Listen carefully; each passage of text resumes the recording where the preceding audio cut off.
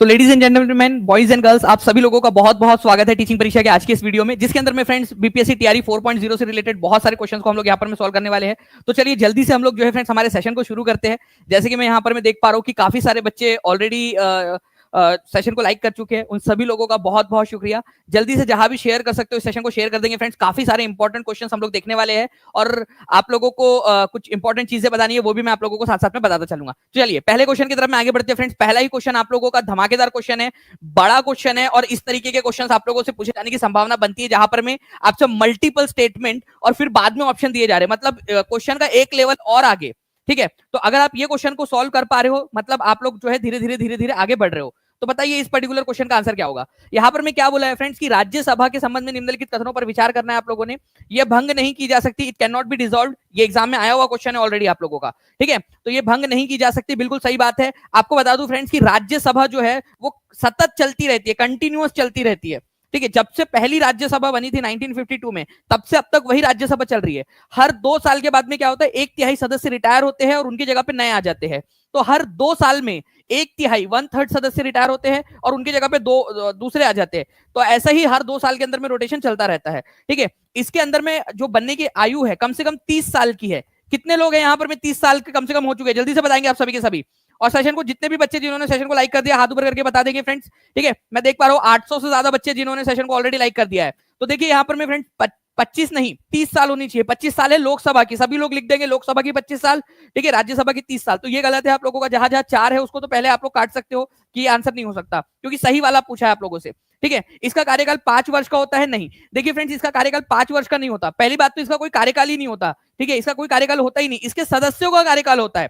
बात को समझो, लोकसभा के जो सदस्य उनका कार्यकाल 5 साल का होता है और लोकसभा भी 5 साल तक चलती है, फिर नई लोकसभा बनती है। लेकिन राज्यसभा जो है वो कभी भी खत्म नहीं होती, it can not be dissolved. वो कभी खत्म होती ही नहीं है। ठीक है, वो सतत चलती रहती है। तो फ्रेंड्स इसका कोई कार्यकाल नहीं होता, उसके सदस्यों का कार्यकाल होता है 6 साल का, राज्यसभा के सदस्यों का कार्यकाल। ठीक है, तो आंसर क्या होगा आप लोग लगा देंगे जल्दी जल्दी से। बहुत बढ़िया। ठीक है, तो कमेंट के अंदर में आप लोगों ने पोल में लगा दिया था, कमेंट में भी आंसर लगा देंगे। इसका आंसर जो है फ्रेंड्स आप लोगों को हो जाएगा ऑप्शन नंबर सी, 1 और 3। पहला और तीसरा सही है। ठीक है, बाकी सारे के सारे गलत है आपके। तो बहुत बढ़िया, आप लोगों ने आंसर लगा दिया था। कितने लोगों को सही हुआ है और कितने लोगों को अब समझ में आ गया, अगले बार से गलत नहीं करेंगे। ठीक है, चलिए आगे बढ़ते हैं हम लोग फ्रेंड्स। एशिया की सबसे लंबी नदी कौन सी है ये आपको बताना है, और कितनी लेंथ है कौन से देश के अंदर में ये भी बता दीजिए आप लोग। ठीक है, एशिया की सबसे लंबी नदी कौन सी है, फास्ट आंसर करेंगे जल्दी जल्दी से आप सभी के सभी। ठीक है, तो एशिया की सबसे लंबी नदी अगर हम लोग बात करेंगे फ्रेंड्स तो ये चाइना के अंदर में है, रिवर यांगसे। यांगसी रिवर जो है फ्रेंड्स ये सबसे लंबी नदी है एशिया की, हमारे एशिया महाद्वीप की। 6300 लगभग जो है फ्रेंड्स 6300 किलोमीटर इसकी लेंथ है। ओके, ये आप लोगों ने याद रखना है, एशिया की सबसे लंबी नदी। तो आंसर इसका ऑप्शन नंबर बी हो जाएगा। आप लोग देख सकते हो फ्रेंड, चाइना के अंदर में ये इस तरीके से यहां से, ठीक है, तिब्बत में से इसका ओरिजिन होकर, ठीक है, ये जो है ईस्ट चाइना सी के अंदर में जाकर मिल जाती है। ईस्ट चाइना सी के अंदर में इसकी लेंथ लगभग 6300 किलोमीटर की है। तो ये लिख देंगे आप सभी के सभी। बहुत बढ़िया, 3 मिनट के अंदर में जो है फ्रेंड्स 1000 से ज्यादा बच्चे यहां पर में जुड़ चुके हैं। ओके, अब याद रहेगा, लिख दो सभी लोग कमेंट के अंदर में ताकि आप लोगों को याद हो जाए। ठीक है, रिवर यांगसे चाइना के अंदर में सबसे लंबी है, एशिया की सबसे लंबी। पूरे दुनिया की सबसे लंबी रिवर कौन सी है, तो नील नदी है। ठीक है, ये याद रखना है आप लोगों ने। नाउ नेक्स्ट क्वेश्चन देखिए फ्रेंड्स, ये हाई लेवल क्वेश्चन है। आप सभी लोग इस क्वेश्चन को बहुत ध्यान से देखिएगा, इंपॉर्टेंट है, इसको इंपॉर्टेंट मार्क करो आप लोग। आपके बहुत सारे क्वेश्चंस इससे सॉल्व हो जाएंगे। मैं अगर आपसे बात करूं फ्रेंड्स पिट्स इंडिया एक्ट की, ठीक है, तो ये किसके समय में आया था ये बोला जा रहा है।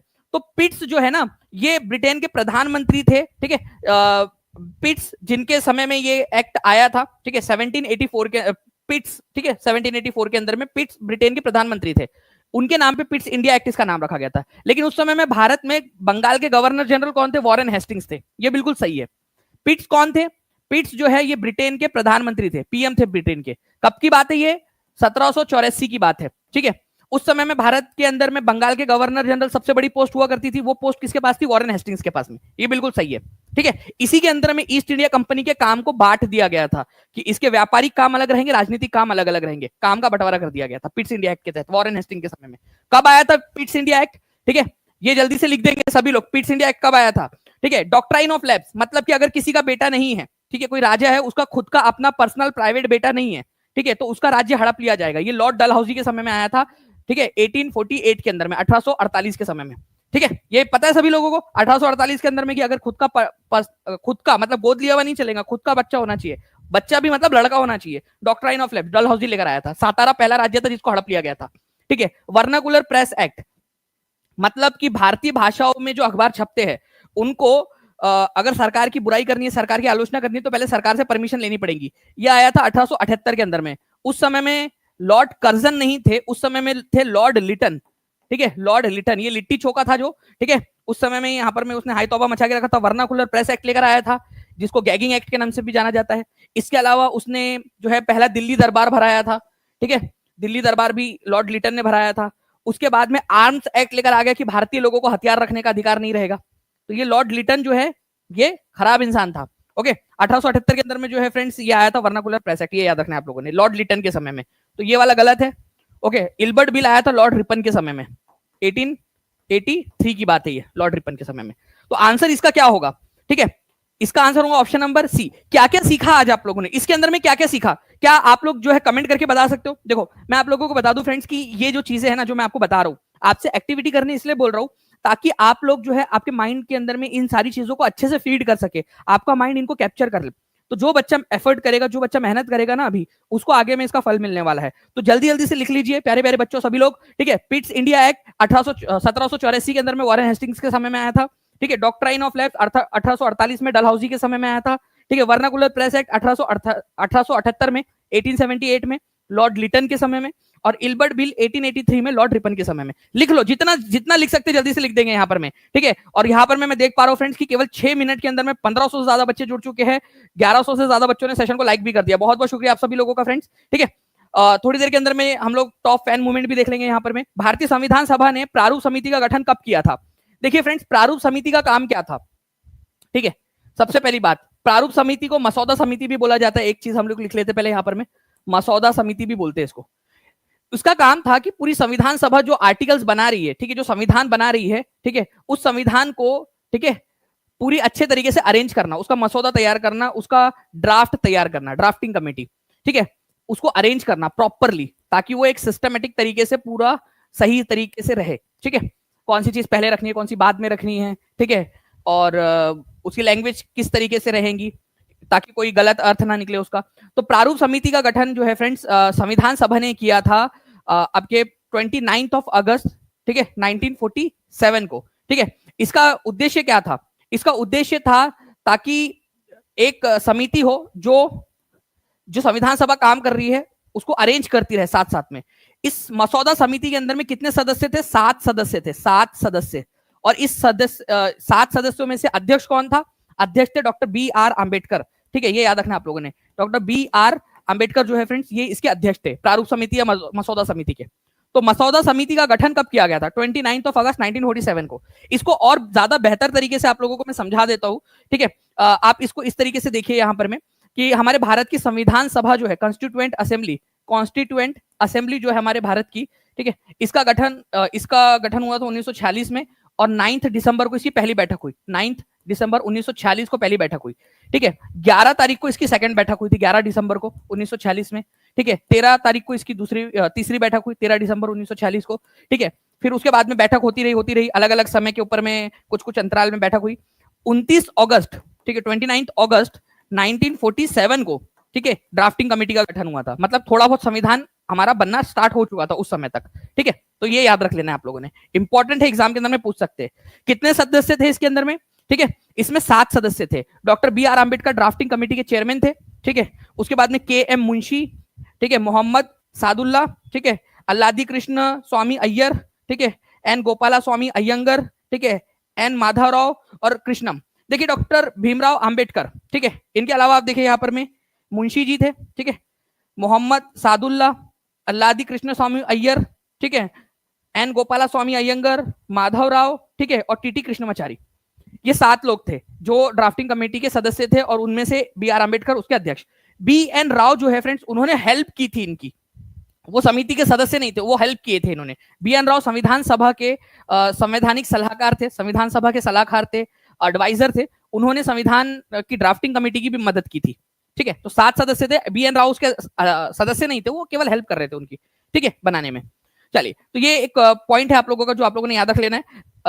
आपको बता दूं कि कल एक इंपॉर्टेंट वाली क्लास है आप लोगों की जिसमें हम लोग नेशनल कांग्रेस के जितने भी सेशंस थे वो हम लोग करने वाले हैं। अगर आप लोग कहोगे कि पॉलिटी के सर मेकिंग ऑफ कॉन्स्टिट्यूशन और उसके ऊपर में जितने भी सवाल बनते हैं वो भी एक सेशन करा दीजिए पूरा का पूरा डेडिकेटेडली, तो मैं वो भी करवाने के लिए तैयार हूँ। ठीक है, अगर आप लोग जो है जल्दी से सेशन को लाइक कर देते हो, शेयर कर देते हो, ठीक है, और कमेंट करके बता देते हो, तो मैं जल्दी से आपको लोगों के लिए वो भी सेशन लगा दूंगा। भारतीय राष्ट्रीय कांग्रेस द्वारा किस दिन को पूर्ण स्वराज दिवस घोषित किया गया था? ठीक है, पूर्ण स्वराज दिवस, देखिए फ्रेंड्स बात है 1906 की। ठीक है, 1906 में क्या हुआ था, पहली बार स्वराज शब्द का इस्तेमाल किया गया कांग्रेस के द्वारा, इंडियन नेशनल कांग्रेस के द्वारा, कलकत्ता सेशन के अंदर में, इंडियन नेशनल कांग्रेस के कलकत्ता अधिवेशन के अंदर में, कलकत्ता में हो रहा था, दादा भाई नौरोजी उसके अध्यक्ष थे 1906 में। लेकिन ये बात थी केवल स्वराज की कि भाई हमको भारत के अंदर में रहते हुए कुछ अधिकार दे दो। 1929 तक जो है सरकार ने हमको अधिकार नहीं दिए, तो 1929 में जब लाहौर में अधिवेशन हो रहा था तो हमने क्या बोला कि भाई ठीक है अब स्वराज नहीं चाहिए हमको, अब क्या चाहिए, अब पूर्ण स्वराज चाहिए। पूर्ण स्वराज मतलब पूरी इंडिपेंडेंस चाहिए। अब छोटा मोटा ऐसा नहीं चलेगा कि कुछ अधिकार दे दिए, थोड़ा सा भारत के अंदर में रहते हुए हमको अधिकार दे दिया, ऐसा नहीं, अब पूर्ण स्वराज चाहिए। और ये पूर्ण स्वराज की बात जो है फ्रेंड्स, पहला हम पूर्ण स्वराज दिवस कब मनाएंगे ताकि भारत के अंदर में लोगों को पूर्ण स्वराज की ललक जगे, ये हम लोग मनाएंगे 1929, दिसंबर 1929 के अंदर में ये सेशन हुआ था। ठीक है, पूर्ण स्वराज की घोषणा हुई थी। हमने बोला था कि हम क्या करेंगे, इसके दिसंबर के बाद में कौन सा महीना आता है, जल्दी बताओ आप लोग। ठीक है, दिसंबर के बाद में कौन सा आता है, जनवरी आता है, तो 26 जनवरी 1930 को हम पूर्ण स्वराज दिवस मनाएंगे। क्योंकि भाई दिसंबर 1929 के बाद में कौन सा महीना आएगा, अगले महीने। ठीक है, दिसंबर 1929 के बाद में जनवरी 1930 आ जाएगा, तो 26 जनवरी 1930 को हम लोग जो है पूर्ण स्वराज दिवस मनाएंगे। इस वजह से जो है फ्रेंड्स 26/1/1930 इसका आंसर होगा। 1929 में इसकी घोषणा हुई थी, लेकिन 26 जनवरी 1930 को जो है इसका पहला बार ये मनाया गया था। ओके, और इसी दिन की याद में हम लोगों ने इससे 20 साल बाद 26 जनवरी 1950 को हमने हमारा संविधान लागू किया था, इसी दिन की याद में। ठीक है, चलिए आगे बढ़ते हम लोग फ्रेंड्स यहाँ पर में हमारे नेक्स्ट क्वेश्चन की तरफ में। ये देखिए निर्वाचन फोटो पहचान पत्र को भारत में किस जो है तिथि को, किस वर्ष को लागू किया गया था, ये बताना है आप लोगों ने। उस समय में भारत के इलेक्शन कमिश्नर कौन थे, ये भी आप बता देंगे मुझे जल्दी से। देखिए इसको जो है friends electors photo identity card, epic इसको बोला जाता है, एपिक। ठीक है, इलेक्टर्स फोटो आइडेंटिटी कार्ड, ये क्वेश्चन जो है बार बार पूछा जाता है, इसको याद रखना है आप लोगों ने, इंपॉर्टेंट है।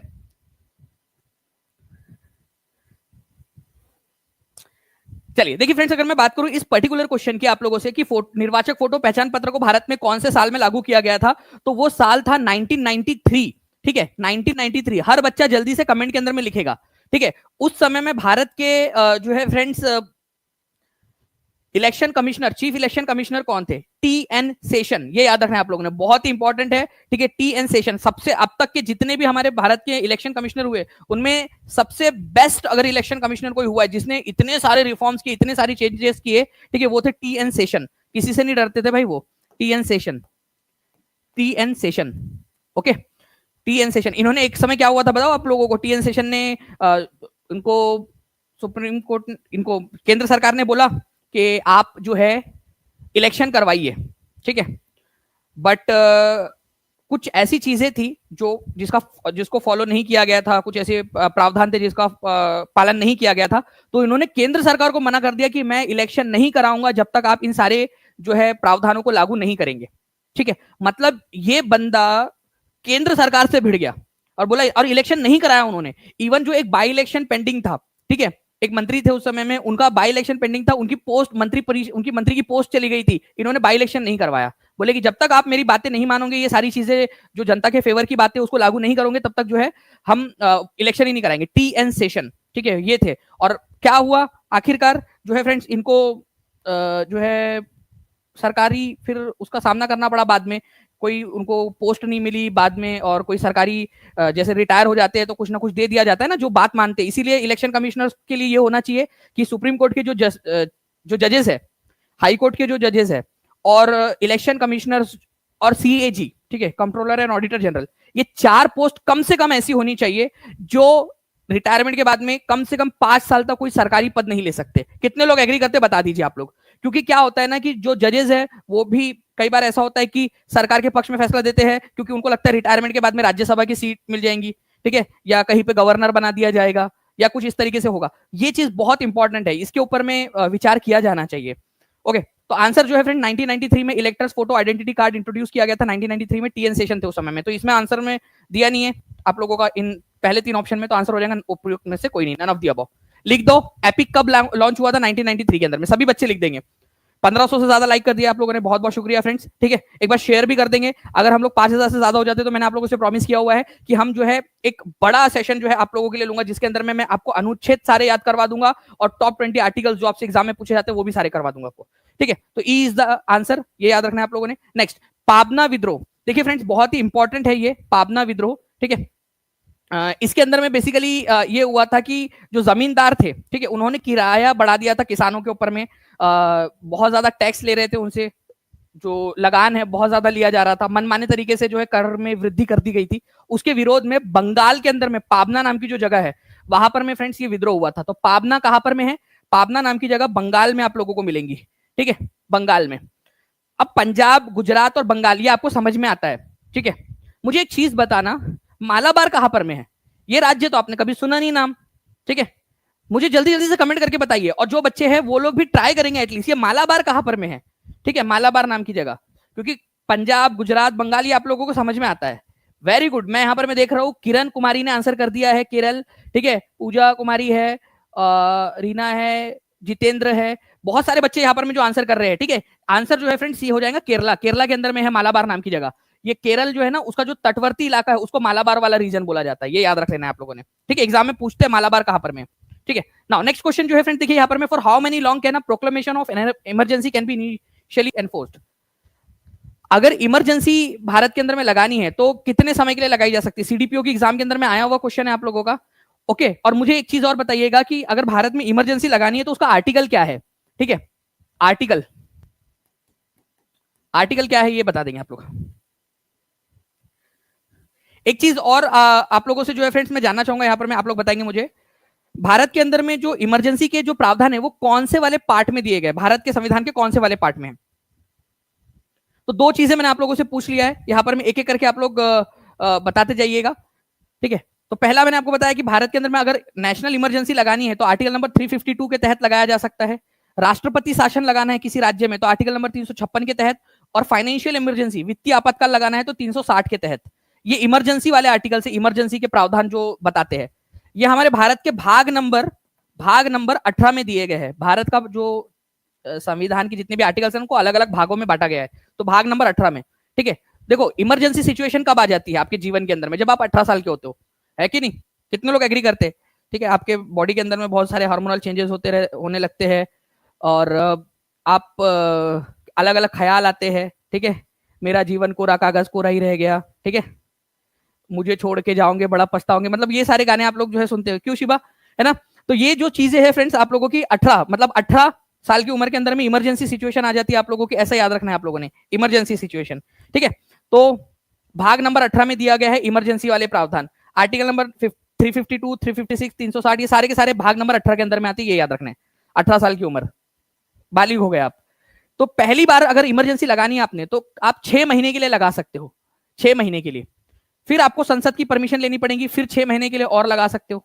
ठीक है, फिर से 6 महीने और बढ़ा सकते हो, तो 6-6 महीने करके आप बढ़ा सकते हो, ये याद रखना है आप लोगों ने। आर्टिकल नंबर 352 के तहत अगर देश में इमरजेंसी लगानी है तो हमारे देश के जो संविधान निर्माता थे उन्होंने बहुत बढ़िया तरीके से इसको सोचा। उन्होंने बोला कि भाई हम अनलिमिटेड पावर नहीं दे देते, हम 6-6 महीने का पावर देंगे, 6-6 महीने का एक्सटेंशन देंगे। ठीक है, तो आंसर इसका जो है फ्रेंड्स क्या हो जाएगा आप लोगों का? आंसर हो जाएगा यहाँ पर में ऑप्शन नंबर सी। ठीक है, इमरजेंसी के प्रावधान कौन से वाले भाग में दिए गए हैं? सभी लोग कमेंट करके बताएंगे जल्दी से। एक बार जो है टॉप फैन मूवमेंट्स भी बता दीजिए प्लीज टीम। 2000 लाइक्स के हम लोग पास पहुंचते जा रहे हैं फ्रेंड, जल्दी जल्दी से सेशन को लाइक एंड शेयर भी करते रहेंगे आप लोग।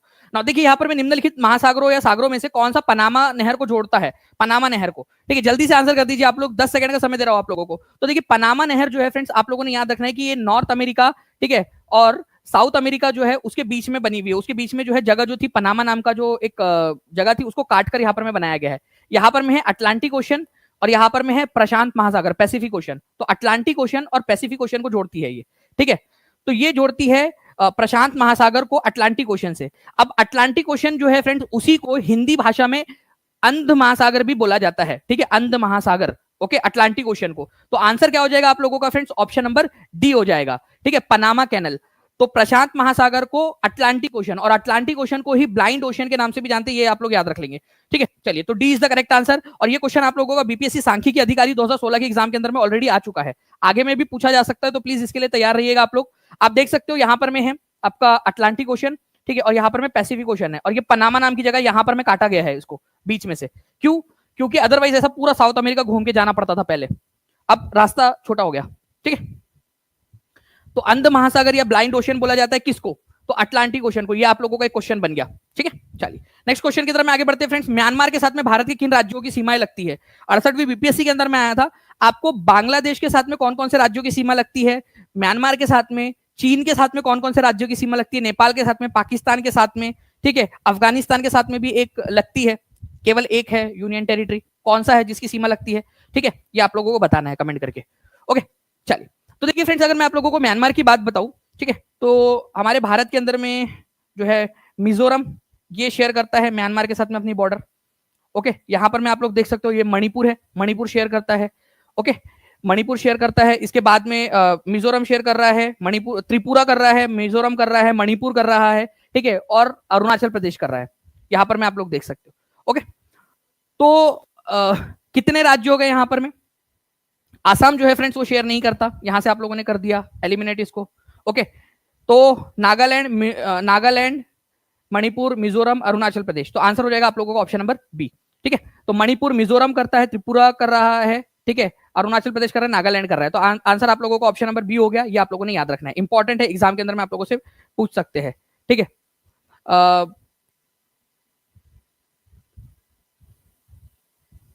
ठीक है, चलिए, तो यहां पर में जो है आप लोगों का आंसर लग चुका है। नाउ नेक्स्ट क्वेश्चन की तरफ में आगे बढ़ते हैं हम लोग फ्रेंड्स। इस क्वेश्चन का आंसर बताइए आप लोग जल्दी जल्दी से। ठीक है, B is the correct answer. आप लोग बताइए यहां पर में इस पर्टिकुलर क्वेश्चन का आंसर क्या होगा आप लोगों का? देखिए यहां पर मैं बोला है प्राचीन पुरातात्विक स्थल है कालीबंगन। कालीबंगन का मतलब ही होता है फ्रेंड्स आप लोगों का काली चूड़िया।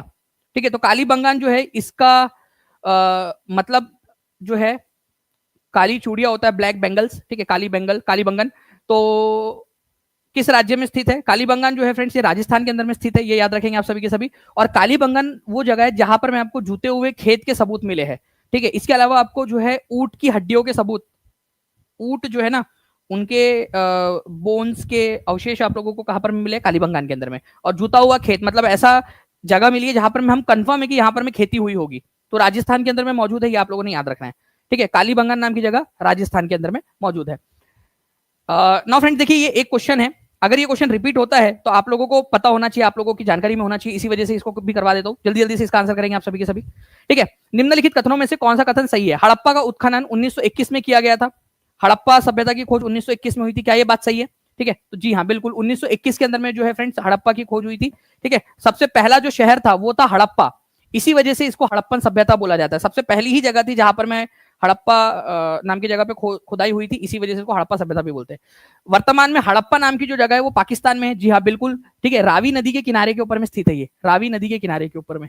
ठीक है, यहीं पे ये वाला तीसरा वाला गलत हो गया आपका, क्योंकि हड़प्पा नाम का शहर व्यास नहीं रावी नदी के किनारे पे स्थित है, तो तीसरा वाला जो है उसको काटते जाइए आप लोग, एलिमिनेट कर देंगे आप जल्दी जल्दी से। तो जहां जहां पर मैं 3 दिया उसको एलिमिनेट कर दो आप। ठीक है, उसके बाद में जो है फ्रेंड्स आप लोगों का नेक्स्ट जो पॉइंट है आप लोगों का फ्रेंड्स, यहाँ पर में हड़प्पा के उत्खनन करता आरडी बनर्जी थे, तो आरडी बनर्जी थे क्या? नहीं, दयाराम साहनी थे, ये याद रखना है आप लोगों ने फ्रेंड्स। ठीक है, दयाराम साहनी, मैं आपको एससीईआरटी का रेफरेंस भी यहाँ पर मैं दे दूंगा। ठीक है, आरडी बनर्जी नहीं, दयाराम साहनी थे, इंपॉर्टेंट है, ये भी आप लोगों से पूछा जा सकता है। ठीक है, तो प्लीज इसको याद रखना है आप लोगों ने। इसके बाद में आरडी बनर्जी जो है फ्रेंड्स मोहनजोदारो 1922 के अंदर में जो सिंधु नदी के किनारे पे मोहनजोदारो है ना, उससे रिलेटेड थे ये आरडी बनर्जी। मोहनजोदारो, मोहनजोदारो, ठीक है, मोहनजोदारो। और हड़प्पा जो है फ्रेंड्स इसके थे दयाराम साहनी, दयाराम साहनी, दयाराम साहनी। ओके, चलिए, तो तीसरा और चौथा भी गलत हो गया, जहां जहां जहां 3 दिया हुआ है, चौथा दिया हुआ है उसको काट दो। ठीक है, ये हो गया आपका। अब बात आती है आप लोगों की पांचवा वाला सही है या नहीं। अगर पांचवा वाला सही है तो ये आंसर हो जाएगा, अगर पांचवा वाला सही नहीं है तो आपका आंसर ऑप्शन नंबर ए हो जाएगा, बी और ए में से पूरा कर। छत्र वाला ताम्र रथ हड़प्पा से मिला है, ये बोल रहा है आप लोगों को, छत्र वाला ताम्र रथ। ठीक है, ये आप लोगों को छत्र वाला ताम्र रथ मतलब होता है कि तांबे का बना हुआ था, रथ था एक इस प्रकार का। ठीक है, रथ था, उसके अंदर में कोई व्यक्ति बैठता होगा। ठीक है, पहिए लगे हुए थे और टुकड़ुक टुकड़ुक जो है वो बैल वगैरह या अलग अलग जानवरों से उसको खींचा जाता था। ठीक है, अलग अलग जानवर जो थे उससे खींचा जाता था उसको। ओके, और इसके ऊपर में छत लगी हुई थी, छत्र वाला। ठीक है, छत्र। ओके, छत्र वाला। तो ये आपको कहां पर में मिला है? दाइमाबाद में मिला है आपको, हड़प्पा में नहीं मिला है, दाइमाबाद में मिला है। दाइमाबाद, दाइमाबाद कहाँ है? महाराष्ट्र में। दाइमाबाद, दाइमाबाद, दाइमाबाद महाराष्ट्र के अंदर में है। और ये सबसे दक्षिणी क्षेत्र है हड़प्पा सभ्यता का। तो छत्र वाला, छत्री वाला जो है वो रथ कहाँ मिला है? ठीक है, दाइमाबाद महाराष्ट्र के अंदर में मिला है, बाकी और कई जगह पे नहीं मिला आपको। तो पांचवा भी गलत है, तो आंसर हो जाएगा आपका ऑप्शन नंबर ए। ठीक है, अब मैं आप लोगों को एससीईआरटी का प्रूफ दिखाता हूँ यहाँ पर में। देखिए फ्रेंड्स, एससीईआरटी के अंदर में, बिहार एससीईआरटी के अंदर में ये आप लोगों को दिया हुआ है। ठीक है, एक बार अगर आप बोलोगे तो इसको इमेज वाले सेक्शन में डाल दे हम लोग ऐप के, जहां पर में आप लोग इसकी रिवीजन कर सके। अगर आप चाहते हो तो इसको वहां पर में डाल सकते हैं हम लोग। ठीक है, इमेज वाले सेक्शन के अंदर में, ताकि आप लोग रिवीजन कर सके। केवल 27 लाइक्स दूर है हम लोग 2000 लाइक से। जल्दी जल्दी से सेशन को लाइक भी कर देंगे आप लोग। अब मैं जो जो बता रहा हूं ना, आप लोग मुझे बताओगे कमेंट करके। ठीक है, आप लोग बताना है आप लोगों ने। आप मुझे बताइए हड़प्पा जो है वो कौन सी नदी के किनारे पे स्थित है, और उसकी खोज कौन से साल में हुई थी, और उसके खोजकर्ता कौन थे। जल्दी से आप लोग कमेंट करेंगे। ठीक है, आप लोग जितने स्पीड में कमेंट करेंगे उतना ज्यादा अच्छा है। मोहनजोदारो आप लोगों से पूछा जा सकता है। ठीक है, उसके बाद में जो है फ्रेंड्स, आप लोग बताइए यहाँ पर में धोलावीरा। ठीक है, धोलावीरा जो है आप लोगों को याद रखना है, धोलावीरा। ठीक है, ये कौन से राज्य के अंदर में, ये पूछ सकते हैं, धोलावीरा स्टेट। धोलावीरा जो है फ्रेंड्स ये गुजरात के अंदर में स्थित है, ये याद रखना है आप लोगों ने। खादिर बेट कोई नदी के किनारे पे नहीं है। ठीक है, एक आइलैंड टाइप का है, जो कच्छ का रण है ना, वहां पर में खादिर बेट है, वहां पर में लोकेटेड है। ठीक है, उसके बाद में जो है फ्रेंड्स, आप लोग ये 1 2 3 ये आप लोग मुझे कमेंट करके बताओगे। साथ ही साथ आप मुझे बताओगे कालीबंगा के बारे में, कि कालीबंगा जो है उसकी खोज किसने की थी, कौन से नदी के किनारे के ऊपर में स्थित है, एज पर एससीईआरटी। ठीक है, ये एससीईआरटी के अंदर में दिया हुआ है, कोशिश तो करो। ठीक है, जितना आता है उतना कोशिश तो करो कम से कम। ठीक है, चलिए आगे बढ़ते हैं हम लोग फ्रेंड्स। निम्नलिखित क्वेश्चन आपको बताना है कि कौन सा वाला सुमेलित नहीं है, ये बताएंगे आप लोग।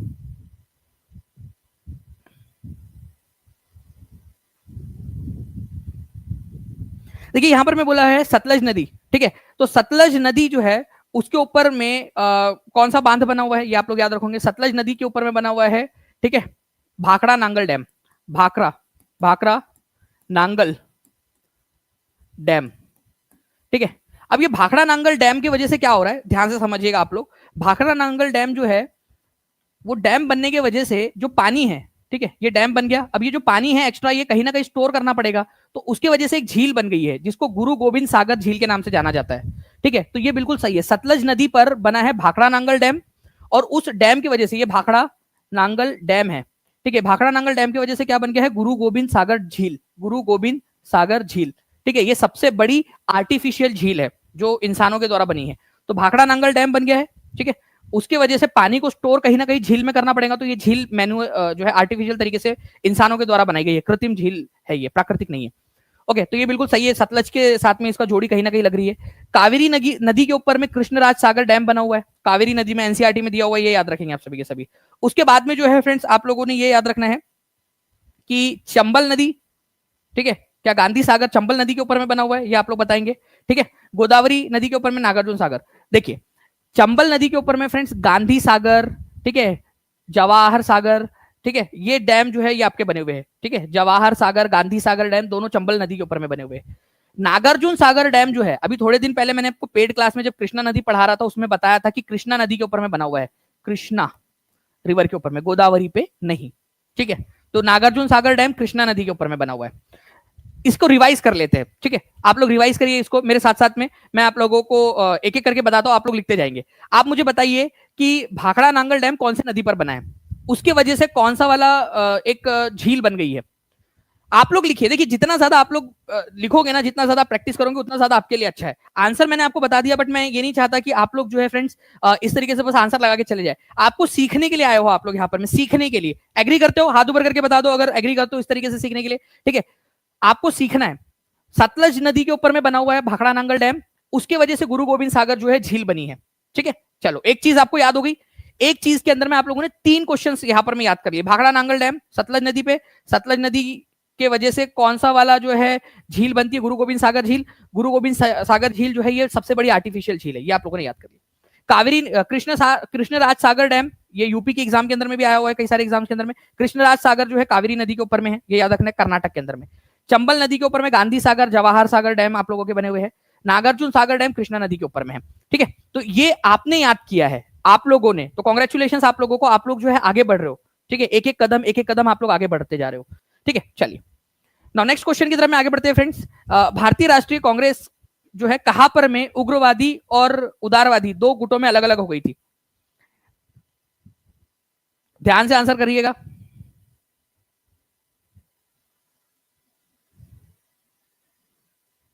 देखते कितने लोग आंसर कर पाते हैं इसका।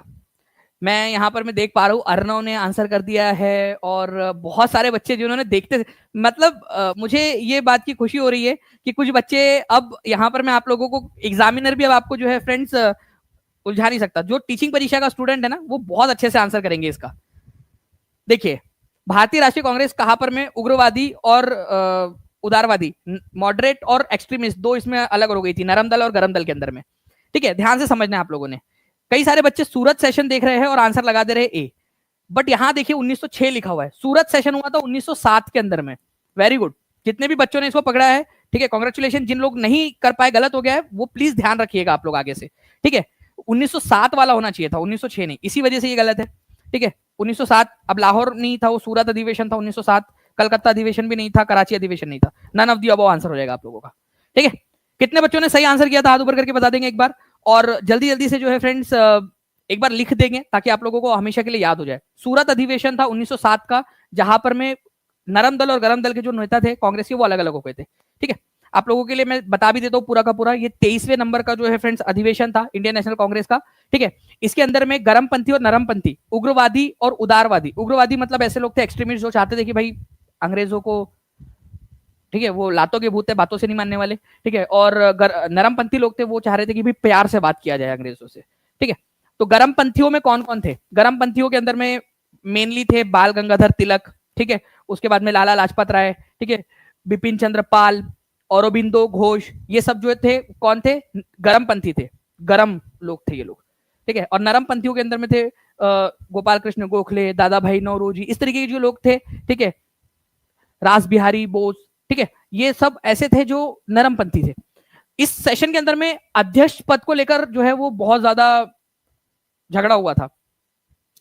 क्या हुआ, मॉडरेट लोग जो नरमपंथी लोग थे उन्होंने खड़ा किया रास बिहारी घोष को, ठीक है, कि रास बिहारी घोष हमारे तरफ से अध्यक्ष रहेंगे। गरमपंथी लोगों ने अपना अध्यक्ष खड़ा किया लाला लाजपत राय। चुनाव हुए, कौन जीता जल्दी बताओ, जीता कौन? फास्ट आंसर करेंगे आप लोग, जीता कौन? जीत गए मॉडरेट्स के रास बिहारी घोष। ठीक है, रास बिहारी घोष जीत गए और लाला लाजपत राय हार गए। तो लाला लाजपत राय और एक्सट्रीमिस्ट जो बाकी लोग थे उन लोगों ने सोचा कि यार कांग्रेस के अंदर में तो हमारी बात ही नहीं सुनी जा रही है, तो वो अलग थलग हो गए थे उसमें से। ठीक है, तो इस तरीके से दो फाड़ हो गया था और कांग्रेस जो है वो नरमपंथियों के हाथ में चली गई पूरी। चलिए, रास बिहारी घोष अध्यक्ष थे, अध्यक्ष चुने गए थे, ये भी याद रखना है।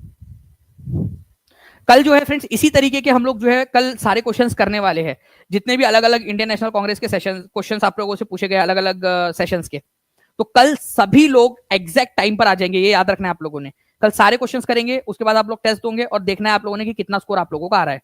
तो कल के लिए तैयार रहिएगा, कल के सेशन को लाइक भी कर देना आप लोगों ने, उसको नोटिफाई का बटन भी दबा देना आप लोगों ने कल के लिए। मोहम्मद बिन तुगलक ने अपनी राजधानी दिल्ली से कहां पर में स्थानांतरित की थी?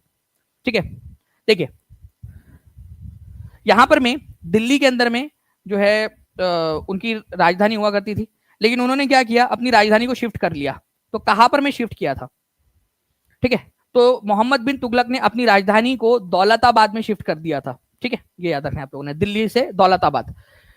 ओके, तो दिल्ली से दौलताबाद, दौलताबाद जो है फ्रेंड्स वही शहर है जिसको पहले देवगिरी के नाम से जाना जाता था। ठीक है, देवगिरी के नाम से जाना जाता था, ये महाराष्ट्र के अंदर में आप लोगों को मिलेगा। ठीक है, तो देवगिरी को ही जो है दौलताबाद उसका नाम रखा गया था, देवगिरी महाराष्ट्र के अंदर में, अहमदनगर जिले के अंदर में। तो दिल्ली टू देवगिरी या दौलताबाद जो है इन्होंने शिफ्ट कर लिया था। आंसर हो जाएगा आप लोगों को ऑप्शन नंबर डी। ठीक है, चलिए, महाराष्ट्र के अंदर में 2 साल के लिए शिफ्ट किया, उसके बाद में वापस से अपनी जो है कैपिटल वापस लेके चले गए फिर से दिल्ली के अंदर में।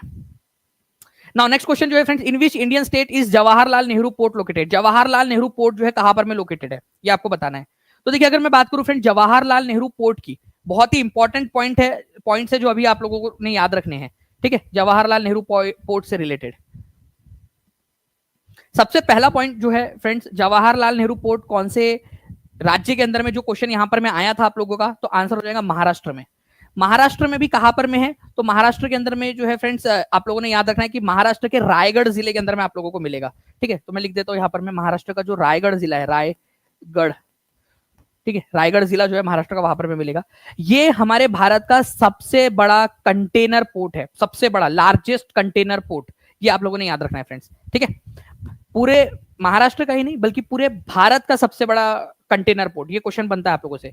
इसको किस नाम से जाना जाता है, इसको एक और नाम से जाना जाता है, नहावा शेवा के नाम से, ये भी याद रखना है आप लोगों ने। जवाहरलाल नेहरू पोर्ट को ही नहावा, ठीक है, शेवा, ठीक है, नहावा शेवा पोर्ट के नाम से भी जाना जाता है। ठीक है, ये इंपॉर्टेंट है, ये सबसे बड़ा कंटेनर पोर्ट है।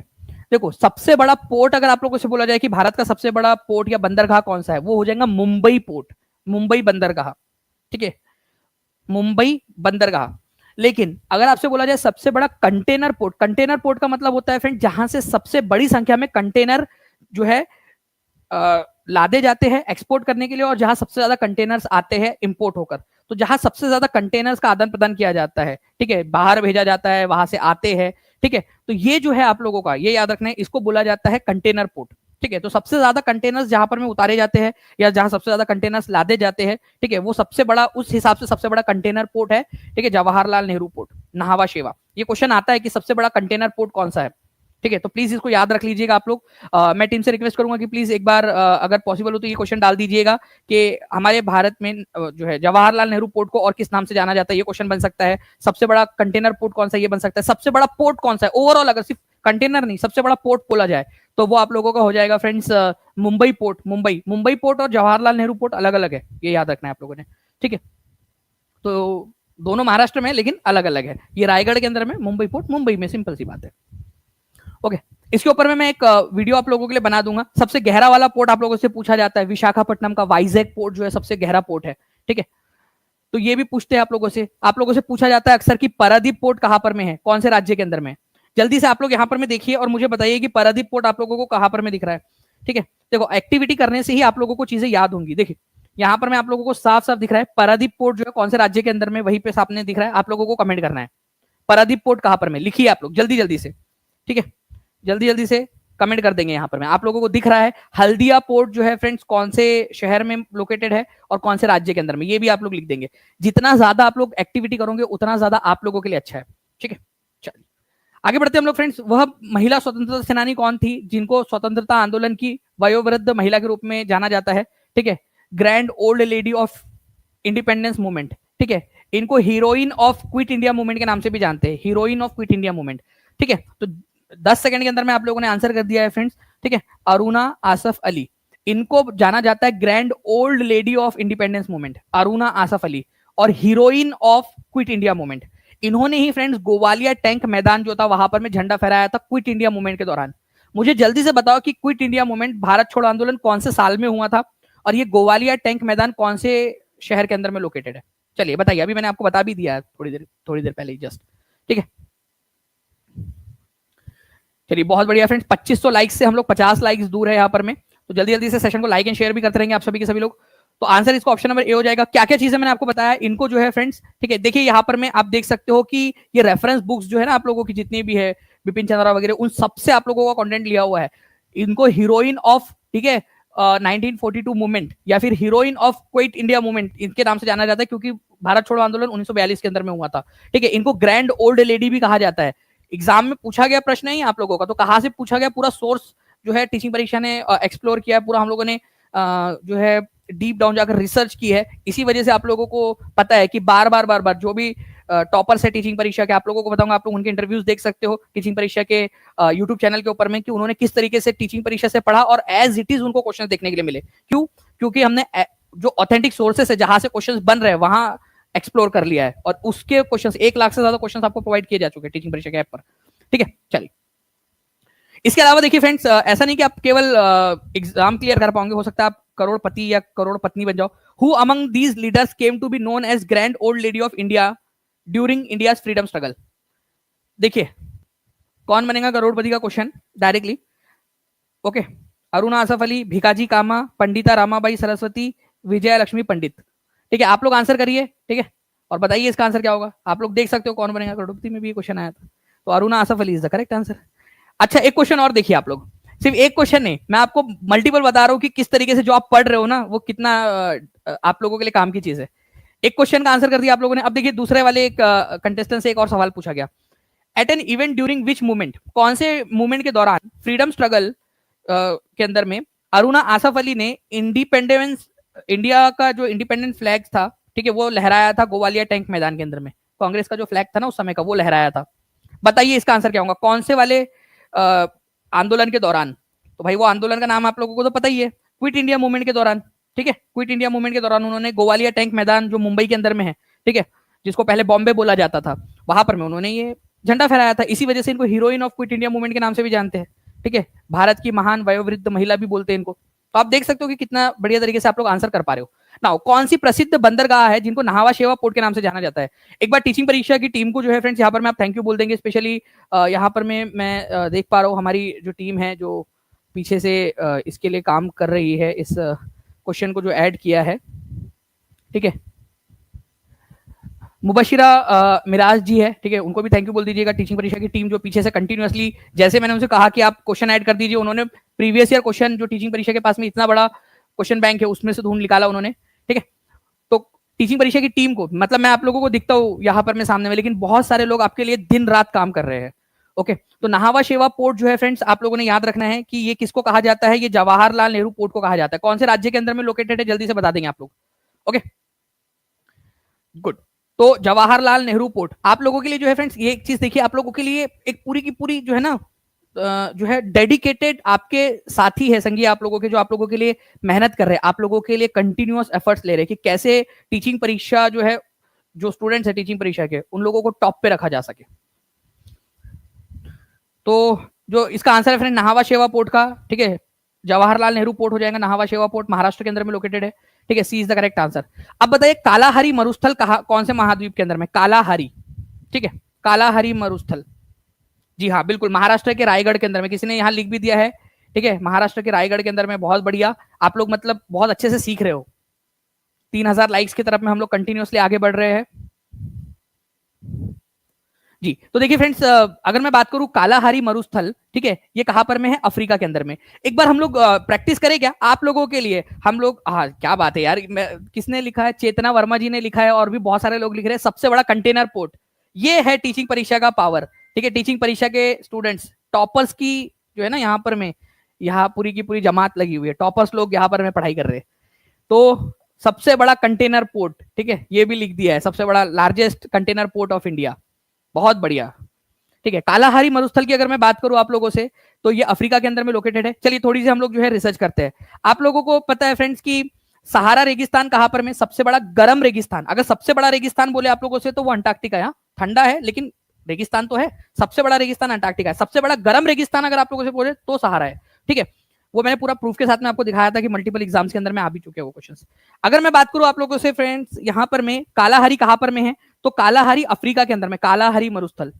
अब आप मुझे बताइए नामीब मरुस्थल, नामीब मरुस्थल कहां पर है, नामीब डेजर्ट, नामीब, नामीबिया नाम का देश उसी के नाम पर पड़ा है, नामीब डेजर्ट के नाम पे। ठीक है, अब आप लोगों से पूछते हैं, ठीक है, ग्रेट विक्टोरिया डेजर्ट कहां पर में, कहां दिख रहा है आपको Great Victoria Desert, Great Victoria. ठीक है, एक है जिप्सन और एक है सिम्पसन। ठीक है, जिप्सन और सिम्पसन दोनों ऑस्ट्रेलिया में है। ग्रेट सैंडी डेजर्ट, ये चारों के चारों बहुत इंपॉर्टेंट है, चाहे तनामी इतना ज्यादा इंपॉर्टेंट ना हो, लेकिन फ्रेंड्स आप लोगों को बता दूं, ग्रेट सैंडी, जिप्सन, सिम्पसन और ग्रेट विक्टोरिया, ये एग्जाम के अंदर में पूछे जाने वाले क्वेश्चन है आप लोगों के, बार बार आप लोगों से पूछे जाते हैं। प्लीज ये लिख दीजिए कहां पर में है, कालाहारी कहां पर में है, great Sandy, Gipson, Simpson, great Victoria. आप लोगों से जो है आपके कम्युनिटी पोस्ट के अंदर में भी डाल देंगे क्वेश्चन, ताकि आप लोग ज्यादा अच्छे से रिवाइज कर सके। गोबी डेजर्ट जो है फ्रेंड्स एशिया में है, मंगोलिया और चाइना की बॉर्डर के ऊपर में, एग्जाम में आता है ये क्वेश्चन आप लोगों का। ठीक है, चलिए और भी मैं आप लोगों को याद करवाता चलूंगा धीरे धीरे जैसे जैसे हम लोग आगे बढ़ेंगे, लेकिन आप लोग अभी जो है फ्रेंड्स इतना याद रखिए, मेरी इच्छा है कि दो और याद कर लो आप लोग, आपकी भलाई के लिए बता रहा हूं। ठीक है, एक है मोजावे डेजर्ट, ठीक है, मोजावे, और एक है अटाकामा। मोजावे डेजर्ट जो है फ्रेंड्स ये आप लोगों को नॉर्थ अमेरिका में मिलेगा, नॉर्थ अमेरिका में मोजावे डेजर्ट, मोजावे। ठीक है, अगर आप अमेरिका चले गए तो आपकी मजा ही मजा हो जाएंगे, ऐसा समझ लीजिए आप लोग, याद रखने के लिए जस्ट। ठीक है, क्यों हो जाएंगी पता नहीं, ट्रम्प चचा जो है आपका एंटरटेनमेंट करते रहेंगे उधर में, मोजावे, ठीक है। उसके बाद में जो है फ्रेंड्स आटाकामा डेजर्ट जो है ये साउथ अमेरिका में आपको मिलेगा, आटाकामा, ठीक है, आटाकामा डेजर्ट साउथ अमेरिका में। प्लीज ये दो भी लिख लीजिए आप लोग, ताकि आप लोगों को हमेशा हमेशा के लिए याद हो जाए, आटाकामा, ठीक है, और मोजावे। आप लोग एक दूसरे से जो है फ्रेंड्स क्वेश्चंस यहाँ पर मैं कमेंट के अंदर में पूछ भी सकते हो, ताकि बच्चे और आंसर्स करते रहे, ठीक है, बाकी बच्चे कमेंट सेक्शन के अंदर में आंसर भी करते रहिएगा। अब देखिए यूपी पुलिस कांस्टेबल में आया हुआ क्वेश्चन आप लोगों से पूछा जा सकता है, आपके एग्जाम के अंदर में भी रिपीट हो सकता है। निम्नलिखित में से कौन सा बंदरगाह भारत का सबसे बड़ा कंटेनर बंदरगाह है? मैंने आपको बताया ना कि ये क्वेश्चन आता है एग्जाम के अंदर में आप लोगों से, सबसे बड़ा कंटेनर बंदरगाह। तो देखिए अगर हम बात करेंगे सबसे बड़ा कंटेनर बंदरगाह, तो वो है जवाहरलाल नेहरू पोर्ट। इसको किस नाम से जाना जाता है जल्दी से कमेंट कर देंगे आप लोग, ठीक है। ये कौन से राज्य में लोकेटेड है आप लोग बताएंगे, ठीक है, कमेंट करके, बहुत बढ़िया, ठीक है। चलिए D is the correct answer. संयुक्त राष्ट्र के संस्थापक सदस्य देशों की संख्या कितनी? अब ये बहुत इंपॉर्टेंट क्वेश्चन है, समझिए आप लोग इसका मतलब क्या है, ठीक है। संयुक्त राष्ट्र जो है इसके संस्थापक जो देश है उनकी सदस्य संख्या कितनी थी, ये आप लोगों को बताना है। संयुक्त राष्ट्र, ठीक है, यूनाइटेड नेशंस, ठीक है। तो यूनाइटेड नेशंस जो है फ्रेंड्स इसकी स्थापना हुई थी 24 अक्टूबर 1945 को, ठीक है, 24 अक्टूबर 1945 को इसकी स्थापना हुई थी, ये याद रखना आप लोगों ने, ओके। मैं आपको बताना चाहता हूं फ्रेंड्स कि सबसे पहले संयुक्त राष्ट्र का जो चार्टर था, संयुक्त राष्ट्र को स्थापना करने के लिए 50 देश थे जिन्होंने इसके ऊपर में हस्ताक्षर किए थे सबसे पहले। फिर कुछ दिनों के बाद में एक देश और जुड़ गया, और वो देश कौन सा था? पोलैंड, ठीक है, पोलैंड, वो भी जुड़ गया उसकी स्थापना से पहले ही। तो उसकी स्थापना के समय में कितने देश थे जो उसके संस्थापक सदस्य बने उसकी स्थापना के समय में? तो ये थे 51 देश। 50 ने पहले किया था, फिर पोलैंड भी जुड़ गया उसके ऊपर में उसकी स्थापना से पहले ही। तो स्थापना के दिन तक 51 देश थे, तो संस्थापक सदस्य कितने हो गए? ये हो गए 51। बहुत ही इंपॉर्टेंट क्वेश्चन है। अभी करंटली कितने हैं, करंटली कितने देश है उसके, और सबसे लेटेस्ट वाला कौन सा जुड़ा हुआ है? यूनाइटेड नेशन का सदस्य। तो अभी करंटली 193 है, ये याद रखना है आप लोगों ने, 193। और सबसे लेटेस्ट के अंदर में कौन सा जुड़ा था 2011 के अंदर में? साउथ सुडान, ठीक है, साउथ सुडान। 2011 में साउथ सुडान जुड़ा था, साउथ सुडान, दक्षिणी सुडान, ठीक है, ये याद रखना है आप लोगों ने, 2011 में 193 नंबर का देश, ठीक है। और टोटल कितने हो गए? 193 हो गए साउथ सुडान को मिलाकर 2011 में। उसके बाद से अब तक कोई नहीं जुड़ा है, तो 51 थे इनिशियली, ठीक है। अच्छा, संयुक्त राष्ट्र का हेडक्वार्टर्स कहां पर में, ये आप लोगों से पूछा जा सकता है, बताइए जल्दी से, संयुक्त राष्ट्र का हेडक्वार्टर कहां पर में, कौन से देश में है? और संयुक्त राष्ट्र दिवस कब मनाते हैं, उसका हैप्पी बर्थडे कब आता है संयुक्त राष्ट्र का? 3000 लाइक्स के हम लोग पास पहुंच चुके हैं फ्रेंड्स। जल्दी से सेशन को लाइक एंड शेयर भी करते रहेंगे आप सभी के सभी। तो संयुक्त राष्ट्र का हेडक्वार्टर्स जो है वो न्यूयॉर्क के अंदर, जिनेवा में नहीं है, ठीक है, स्वीडन में भी नहीं है, पेरिस में भी नहीं, मतलब आप लोग ट्राई कर रहे हो, बहुत अच्छी बात है, ठीक है। न्यूयॉर्क के अंदर में, ये याद रखना है आप लोगों ने फ्रेंड्स, इसका हेडक्वार्टर न्यूयॉर्क में, ठीक है, न्यूयॉर्क अमेरिका के अंदर में इसका हेडक्वार्टर है, ठीक है, न्यूयॉर्क में। संयुक्त राष्ट्र का स्थापना दिवस कब मनाया जाता है? 24 अक्टूबर को, और इसी वजह से यूनाइटेड नेशंस डे, ठीक है, यूएन डे 24 अक्टूबर को मनाते हैं, ये याद रखना है, हर साल क्वेश्चन आते हैं इसके ऊपर में। जो सारी चीजें आपको बताइए प्लीज एक बार लिखते जाइए आप लोग कमेंट के अंदर में भी, ताकि आप लोगों को याद हो जाए, ठीक है, गुड। तो A is the correct answer यहां पर में। आपको बताना है बीपीएससी एएओ की एग्जाम के अंदर में आया हुआ क्वेश्चन, ठीक है, इसका भी आंसर कर दीजिए आप लोग जल्दी से। कौन सा जो है फ्रेंड्स जनपद और अभयारण्य जो है सही तरीके से लोग जोड़ी नहीं लगी है, ठीक है। एक बार फैन मूवमेंट भी दिखा देंगे प्लीज। भीम बांध, नेगी डैम, ठीक है, कैमूर, राजगीर। देखिए आप लोगों को भीम बांध जो है बिहार के अंदर में सबसे पुराना वाला जो है अभयारण्य है, ये मुंगेर जिले के अंदर में लोकेटेड है, बिल्कुल सही है। नेगी डैम और नकटी डैम, ठीक है, नेगी एक बार प्लीज थोड़ी देर के लिए हटा दीजिए ताकि मैं ये क्वेश्चन समझा दूं पहले, ठीक है। नेगी डैम और नकटी डैम जमुई डिस्ट्रिक्ट के अंदर में, नेगी और नकटी, ठीक है, नेगी और नकटी, नेगी नदी और नकटी नदी, दो नदियां है, उसके ऊपर में दो डैम बने हुए, नेगी डैम नकटी डैम जमुई के अंदर में लोकेटेड है, ये याद रखना है आप लोगों ने। नेगी और नकटी दोनों को ही बिहार के अंदर में जो रामसर साइट है उसके अंदर में शामिल किया जा चुका है। राजगीर जो अभयारण्य है, जिसको पंत अभयारण्य के नाम से भी जाना जाता है, ठीक है, ये नालंदा में लोकेटेड है, नालंदा जिले में, ये बिल्कुल सही है। लेकिन कैमूर जो वन्य जीव अभयारण्य है, ये कैमूर के अंदर में लोकेटेड है, कैमूर, ठीक है, और थोड़ा सा इसका हिस्सा रोहतास में भी आता है, रोहतास में, लेकिन मैक्सिमम हिस्सा इसका कैमूर के अंदर में। और सबसे बड़ा वन्य जीव अभयारण्य है बिहार का ये कैमूर वन्य जीव अभयारण्य, बक्सर में नहीं है, ये कैमूर के अंदर में, ठीक है, भभुआ, ठीक है। चलिए, तो कैमूर वाइल्ड लाइफ सेंचुरी, ठीक है, कैमूर और थोड़ा सा इसका हिस्सा रोहतास जिले के अंदर में भी मिलता है, ठीक है। सबसे पुराना वाला जो वन्य जीव अभयारण्य है भीमबांध है, मुंगेर जिले के अंदर में लोकेटेड है, ये याद रखना है आप लोगों ने, ठीक है।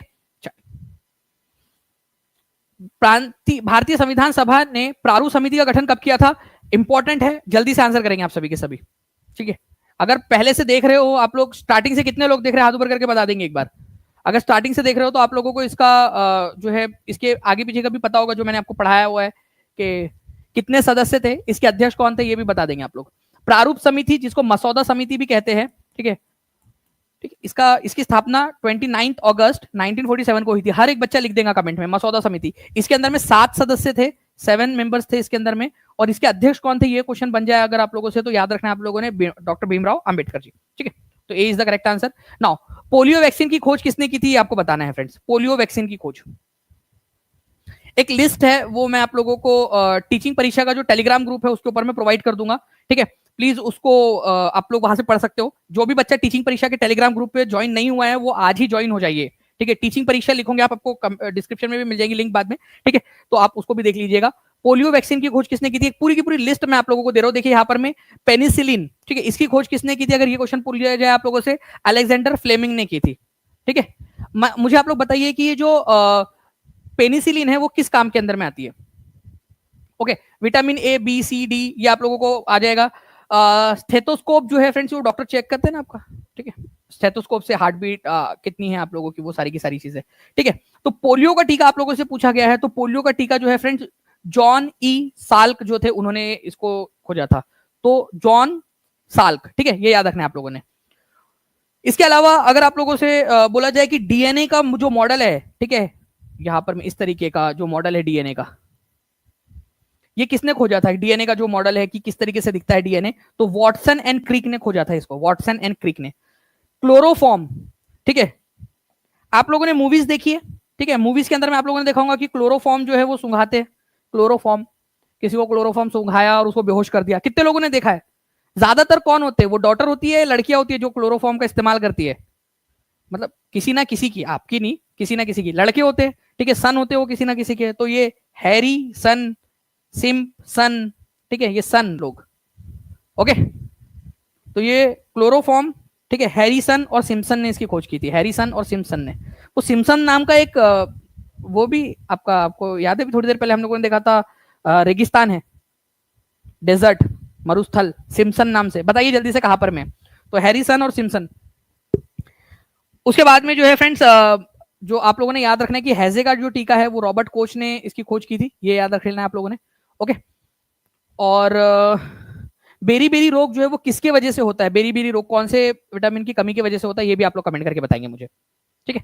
ये पूरी की पूरी जो आप लोगों को ये लिस्ट है ना, ये आपको टीचिंग परीक्षा का जो टेलीग्राम ग्रुप है उसके ऊपर मैं शेयर कर दूंगा थोड़ी देर के अंदर में, ठीक है, वहां से आप लोग देख सकते हो। इसको बाइलिंगुअल कर देंगे अपन लोग, हिंदी इंग्लिश दोनों के अंदर में, ठीक है। सर मत बताओ, वैसे भी ब्लू ड्रम में शिफ्ट कर रही आजकल, आप न्यू आइडिया दे रहे हैं, ये बात भी सही है। ब्लू ड्रम मतलब ब्लू ड्रम में क्यों जाना है, फिर अरेंज कर लो, फिर मेघालय में जाके करना, उधर जाके हो जाना, ठीक है, पहाड़ियों के अंदर में, कम से कम पहाड़ उड़ तो देख लेंगे, ठीक है। अब कुछ लोग होंगे जो ये बोलेंगे कि सर ऐसा थोड़ी होता है, सारी लड़कियां थोड़ी ऐसी करती है, लड़कियों के ऊपर में ये अत्याचार हुआ। अरे तो भाई वो अत्याचार हुआ तो ये कहाँ का न्याय है कि अभी पलट दो ले जाके उधर में, ठीक है। कहीं से सुन लिया वही वाली चीज आके कि सर अब थोड़ी होता है वैसा, हर किस को, भाई कितने सारे हो रहे हैं यहाँ पर में आजकल, ठीक है। हर कोई नहीं करता, लेकिन सतर्क रहो, सुरक्षित रहो लड़कों, लड़कियां आप लोग भी, ठीक है, लड़के भी करते हैं ऐसे। नाउ फ्रेंड्स आप लोगों को बताना चाहूंगा एक चीज इंटरेस्टिंग आप लोगों के लिए।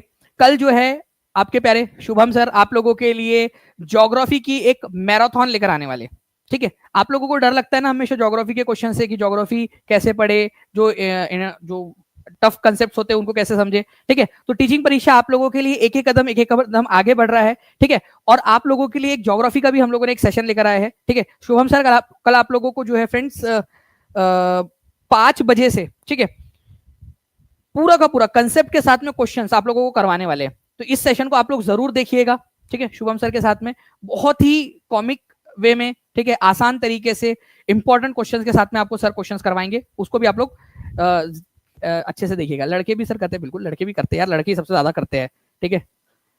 सारी फसाद की जड़ ही लड़के है, मतलब लड़के लोग ने ही मतलब दुनिया को खराब किया हुआ है। अदरवाइज आप देखो वर्ल्ड वॉर वगैरह किसने लड़ा है, लड़के लोगों ने लड़ा है, ठीक है। लड़कियां होती तो इधर उधर बात उत करके छोड़ देती वो, ठीक है, बात नहीं करती एक दूसरे से, है ना, बात बंद कर देती, लड़ाई नहीं करती ना।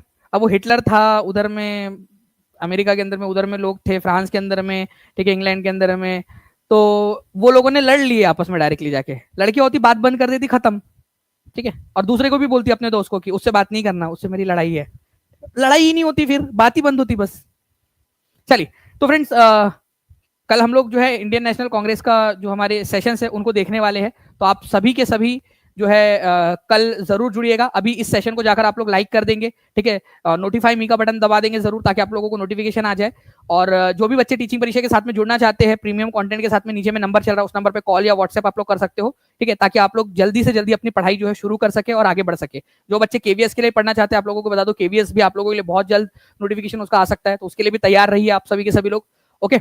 और सुपर टेट और बाकी अगर आप DSSB वगैरह की भी तैयारी कर रहे हो, तो टीचिंग परीक्षा आप लोगों के लिए प्रीमियम कंटेंट प्रोवाइड कर रहा है, आप तैयारी अपनी शुरू कर सकते हो, ओके। चलिए, thank you very much friends, मिलते हैं हमारे नेक्स्ट लेक्चर में, तब तक के लिए take care and bye, God bless you all. जल्दी से जितने भी क्वेश्चंस आप लोगों को आज चीजें समझ में आई उनको कमेंट के अंदर में आंसर भी कर देंगे। सेशन कैसा लगा ये भी आप लोग बता दोगे मुझे, ठीक है।